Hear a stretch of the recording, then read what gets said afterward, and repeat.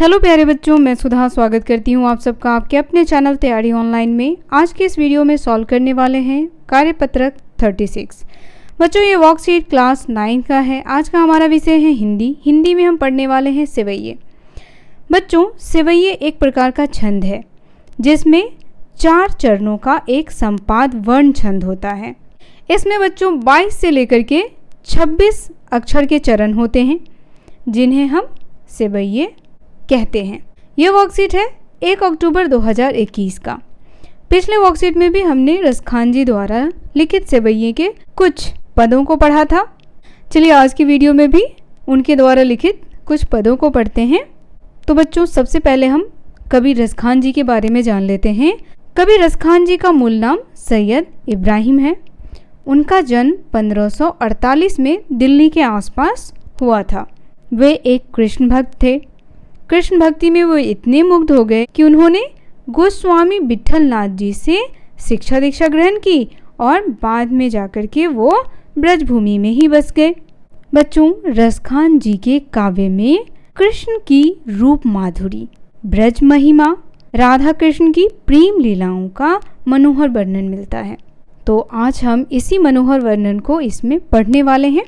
चलिए देखते हैं कि रसखान जी ने किस प्रकार गोपियों का कृष्ण के प्रति मोह प्रेम इसका वर्णन किया है। मोर पखा सिर ऊपर राखी हों, गुंज की माल गरी पहनूंगी, ओढ़ी पीताम्बर लय लकुटी, बन गोधन ग्वारिन संग फिरौंगी। अब यहाँ देखिए बच्चों, प्रभु श्री कृष्ण के सौंदर्य पर मुग्ध होकर के एक गोपी दूसरी गोपी से कह रही है, या कह सकते हैं एक सखी दूसरी सखी से कह रही है कि हे सखी, मैं मोर पखा यानी मोर का पंख अपने सिर पर पहनूंगी, साथ ही गुंज की माल गले पहनूंगी, और वह गुंज की माल भी पहनेंगी जिसे प्रभु श्री कृष्ण धारण करते हैं। ओढ़े पीताम्बर, मैं पीताम्बर यानी पीला वस्त्र भी धारण करूंगी, साथ ही लकुटी यानी लाठी, लकुटी यानी लाठी होता है बच्चों, लकुटी लेकर के गोधन यानी गायों के पीछे पीछे ग्वालों के साथ फिरूंगी। भाव तो वही मेरो रसखानी, सो तेरे कहे सब स्वांग करूंगी, या मुरली मुरलीधर की अधरा न धरों, अधरा न धरोंगी। और कहती हैं भाव तो वही मेरो रसखानी, कहती हैं मेरे कृष्ण को जो भी अच्छा लगता है मैं उनके कहने पर करूंगी। भाव तो शब्द का अर्थ होता है अच्छा लगना। मैं वह सब करूंगी जो उन्हें अच्छा लगता है। तो कहती हैं हे सखी, लेकिन मैं कृष्ण की मुरली को अपने होठों से नहीं लगाऊंगी या नहीं लगा सकती। मुरलीधर किसको कहा गया है यहाँ पे बच्चों? प्रभु श्री कृष्ण को। ठीक है, तो कहती हैं मैं प्रभु श्री कृष्ण की मुरली को अपने होठों से नहीं लगा सकती, उसे मैं खुद से दूर रखूंगी। ऐसा क्यों कह रही हैं? तो ऐसा इसलिए कहती हैं क्योंकि प्रभु श्री कृष्ण मुरली को हमेशा अपने होठों से लगाते हैं और वह उन्हें अपनी सौतन समझती हैं। आगे की पंक्तियों में कहा गया है कान निदय अंगुरी रहिबो, जब ही मुरली धुन मंद बजे हैं, मोहिनी तानन सो रस खानी, अटा चढ़ी गोधन गहें तो गहें। और कहती हैं मैं अपने कानों में क्या करूँगी? उंगली डाल लूँगी। काननी शब्द का अर्थ होता है बच्चों कानों में। तो कहती है कि कानों में मैं उंगली डाल लूँगी ताकि मुझे मुरली की धुन सुनाई ना दे। चाहे प्रभु श्री कृष्ण किसी अटा पर चढ़ के, अटा शब्द का अर्थ होता है अट्टालिका, महल, या आप इसे कोठा भी कह सकते हैं। तो किसी भी ऊंची से ऊंची जगह पर के चढ़ करके प्रभु श्री कृष्ण मधुर धुन में मुरली बजाएं या गाना गाएं, मैं उनकी तान को और गाने को बिल्कुल ही नहीं सुनूंगी। तेरी कहें सिगरे ब्रज लोगनी, कालहि को कितनो समझई हैं, मायरी बामुख की मुस्कानी, सम्हारी न जई हैं, न जई हैं, न जई हैं। और कहती हैं कि मैं ब्रज के लोगों को चिल्ला करके ब्रजलोगनी यानी ब्रज के लोगों को चिल्ला करके कहना चाहती हूँ कि कालहि यानी कल कोई मुझे कितना भी समझाए, पर श्री कृष्ण की एक मुस्कान पर मैं अपने बस में नहीं रह सकूंगी। मुझ पर उस मुस्कान का जादू अवश्य चल जाएगा, यानी वह उनके बस में आ जाएंगी, फिर वह किसी की नहीं सुनेंगी। तो इसीलिए कहती हैं कि मैं अपने कानों में उंगली डाल लूँगी। चलिए अब देखते हैं अपरिचित शब्दों को।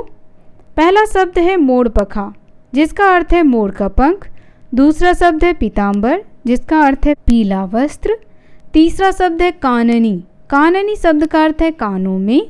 चौथा शब्द सिगरे, सिगरे का अर्थ है सभी। गुंज की माल शब्द का अर्थ है गुंज की माला। लकुटी शब्द का अर्थ है बच्चों डंडा या छड़ी। अट्टा, अट्टा शब्द का अर्थ है अट्टालिका, कोठा, और यहाँ आप महल भी लिख सकते हैं। टेरी यानी पुकारना। अब हम दिए गए भावार्थ को भी पढ़ेंगे। देखिए, रस खान ने इन पंक्तियों के माध्यम से कृष्ण के प्रति गोपियों का अगाध प्रेम प्रदर्शित किया है। एक गोपी अपनी सखी से कहती है कि कृष्ण मेरा प्रिय है और उसे प्राप्त करने के लिए तेरे कहने पर सारा स्वांग भर लूँगी, यानी सब कुछ करूँगी। वह कहती है कि मोर का पंख अपने सिर पर रख लूँगी, गुंज की माल गले में पहन लूँगी, पीला वस्त्र बदन पर ओढ़कर, हाथ में लकुटी लेकर, गोधन को लेकर ग्वालों के साथ वन में फिरूंगी। जैसी सखी की इच्छा वह सब करेंगी, परंतु कृष्ण की मुरली को, जिसको उन्होंने अपने होंठों से लगाया है, को अपने होंठों पर नहीं रख सकती। आगे कहती हैं गोपियाँ, जब कृष्ण अपनी मुरली बजाएंगे तो वो उससे निकलने वाली मधुर धुन को नहीं सुनेंगी। वो सभी अपने कानों पर हाथ रख लेंगी। उनका मानना है कि भले ही कृष्ण किसी महल पर चढ़कर अपनी मुरली की मधुर तान क्यों न बजाएं और गीत ही क्यों न गाएं, तब तक वे उसे नहीं सुनेंगी जब तक उन पर मधुर तानों का कोई असर नहीं होने वाला। लेकिन बच्चों, गलती से भी अगर वह मुरली की धुन सुन लेती हैं तो फिर वह अपने बस में नहीं रह पाएंगी, फिर चाहे उन्हें कोई कितना भी समझाए, हम कुछ भी समझ नहीं पाएंगी।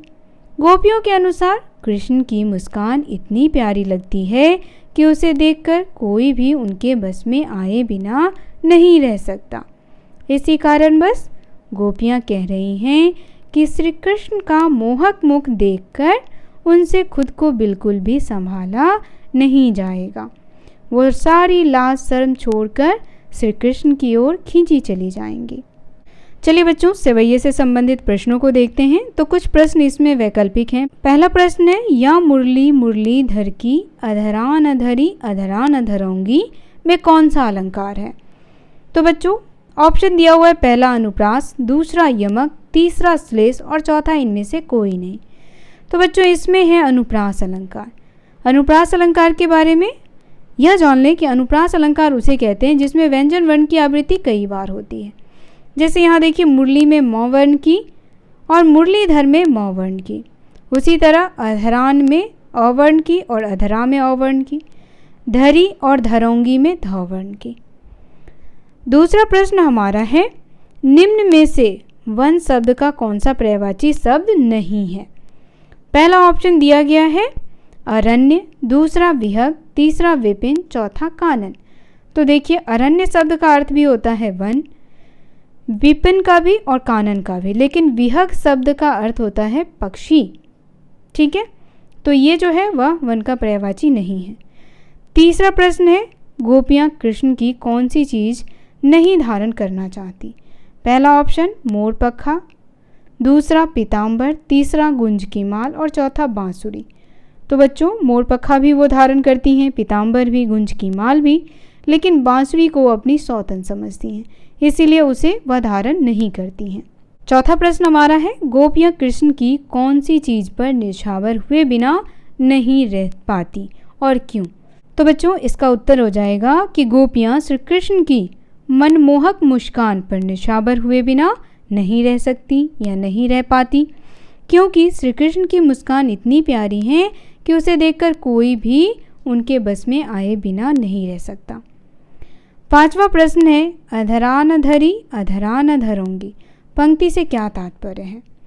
तो वह कहती हैं कि कृष्ण के लिए सब कुछ करने को तैयार हैं, लेकिन वे श्री कृष्ण की मुरली को, जिनको उन्होंने अपने होंठों से लगाया था, अपने होंठों पर नहीं रखना चाहती। अर्थात गोपियाँ श्री कृष्ण की मुरली को अपनी सौतन समझती हैं, इसीलिए वो उसे अपने होंठों से नहीं लगाएंगी। अब देखिए बच्चों, नीचे दिया गया है गतिविधि। गतिविधि में कहा जा रहा है सेवैये छंद के संदर्भ में जानकारी हासिल कीजिए और उनके अन्य उदाहरण लिखें। तो बच्चों यहाँ आप इस प्रकार पॉइंट वाइज लिख सकते हैं कि सेवैया एक वर्णिक छंद है। दूसरा लिखें कि प्रत्येक चरण में 22 से लेकर के 26 तक वर्ण हैं।